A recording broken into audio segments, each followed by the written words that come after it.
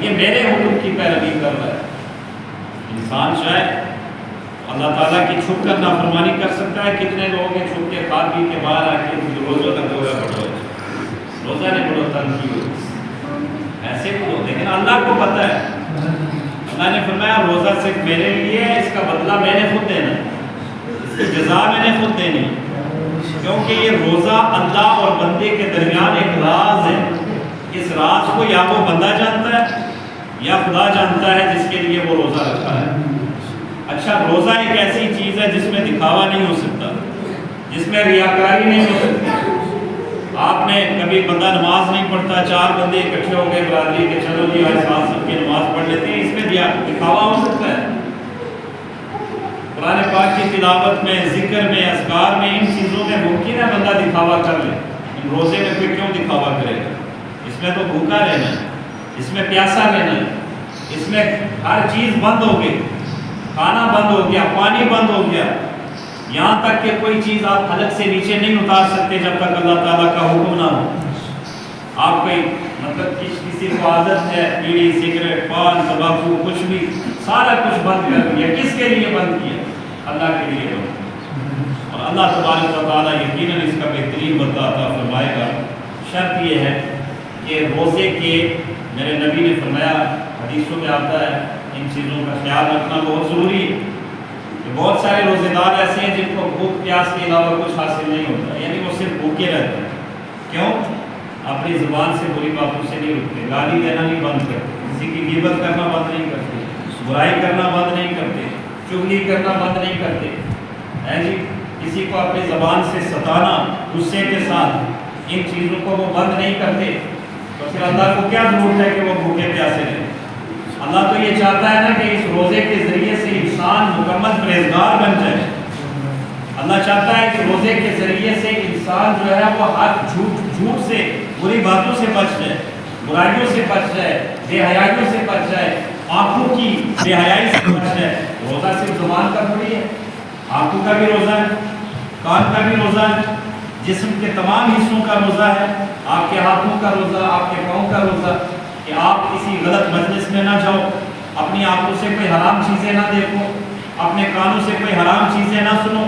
یہ کان تو اللہ تعالیٰ نے دیے ہیں کہ اس سے خدا کا کلام سنا جائے، قرآن پاک سنا جائے، اللہ کی تسبیح سنی جائے۔ زبان تو اس لیے دی ہے کہ اس سے اللہ کا ذکر کیا جائے، اللہ کی تعریف و توصیف بیان کی جائے، اس کی شان بیان کی جائے، اور اس میں یہ چیزیں اس کے، لیکن اس سے ہماری زبان سے اگر بری باتیں، غلط باتیں نکلیں گی تو پھر روزہ کیسے مقبول ہوگا اللہ تعالیٰ کی بات میں؟ اسی طرح سے اور بہت سارے فضائل ہیں روزے کے۔ میرے نبی کریم صلی اللہ علیہ وسلم نے فرمایا کہ جنت میں ایک دروازہ ہے ریان، ریان اس کا نام ہے، وہ صرف روزے داروں کے لیے کھلے گا۔ جب وہ دروازہ کھلے گا اعلان ہوگا کہاں ہیں روزے رکھنے والے۔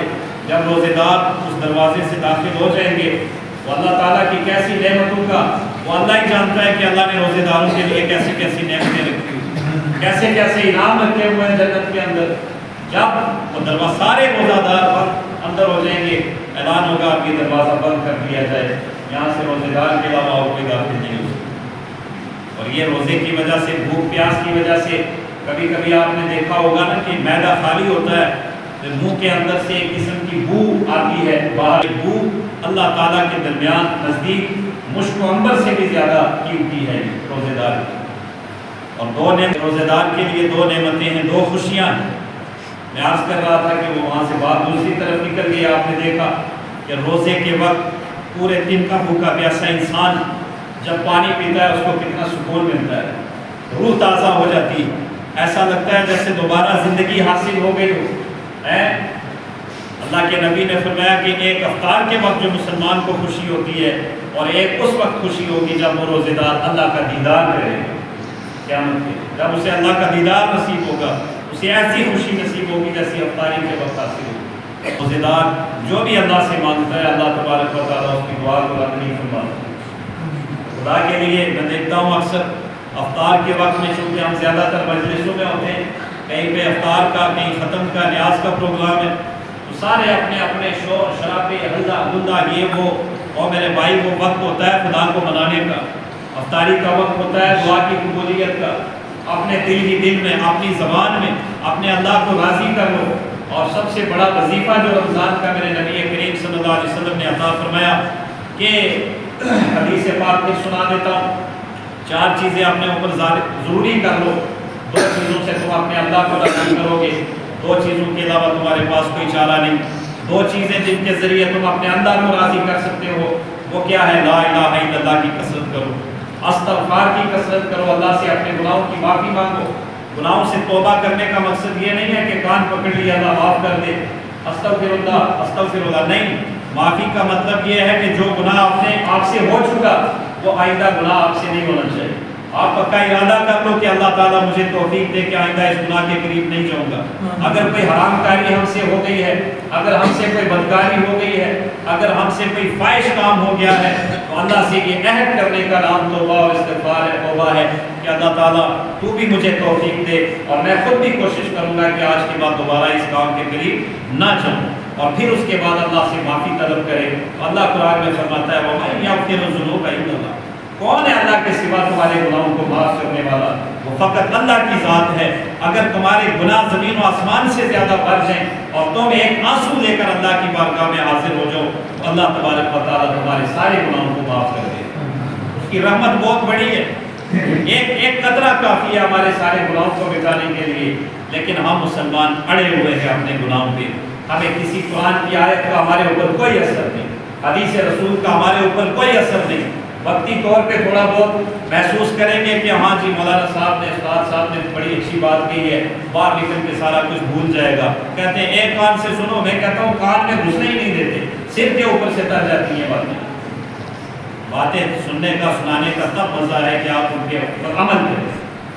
آخری بات یہ عرض کروں، جمعے کا وقت ہو گیا ہے، الحمدللہ میں نے پچھلے جمعے کو بھی اس پر بیان کیا، اور بھی بڑی جگہ کہ یہ مہینہ قرآن کا مہینہ ہے۔ ایک کہتے ہیں نا، میں اکثر بڑا پریشان ہو جاتا ہوں، لوگ مجھے پوچھتے ہیں جناب کتنے قرآن پاک پڑھ لیے آپ نے ماہ رمضان، کتنے قرآن پاک کی تلاوت کر لی؟ اور بھائی اللہ کے یہاں کوئی گنتی تھوڑی پوچھی جاتی ہے۔ میں ان کو بولتا ہوں یار مشکل سے 1 سپارہ یا 1.5 سپارہ۔ وہ کہتے ہیں نہیں ہم نے سوچا تھا آپ نے 10 قرآن پڑھ لیے ہوں گے۔ بھائی ہم قرآن ایسے نہیں پڑھتے، میں کہتا ہوں آپ کو گارنٹی کے ساتھ، پوری دلیل کے ساتھ ایک بات کہہ رہا ہوں، آپ پورے رمضان کے مہینے میں صرف 1 رکوع ترجمے کے ساتھ، تفسیر کے ساتھ پڑھ لیں، 50 قرآن پاک پڑھنے سے زیادہ فضیلت اس بات ہے۔ قرآن پاک کو سمجھیں تو صحیح ہے کہ اللہ تعالیٰ ہم سے کیا کہہ رہا ہے۔